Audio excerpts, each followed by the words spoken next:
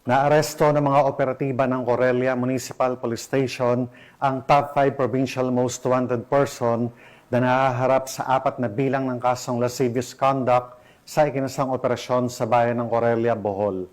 Ang balitang ito ay hatid ni Patrolwoman Nikia Cañedo.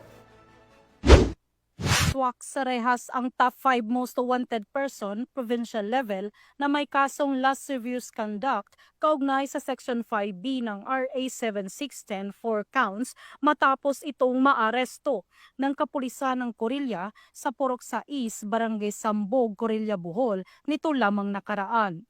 Kinilala ni Police Captain Janice C. Parcon, Chief o Police ng Corillo Municipal Police Station, Bohol Police Provincial Office, ang wanted na suspect na si Richer, 39 anyos, na residente ng nabanggit na lugar. Batay sa ulat, ang suspect ay naaresto ng mga otoridad sa bisa ng warrant of arrest para sa kasong 4 counts ng lascivious conduct kaugnay sa Section 5B ng RA 7610, Special Protection of Children Against Abuse, Exploitation and Discrimination Act, na may 200,000 rekomendadong piyansa bawat kaso. Kasalukuyang nasa kustodiya ng Corillo Municipal Police Station ang suspect para sa dokumentasyon at tamang disposisyon.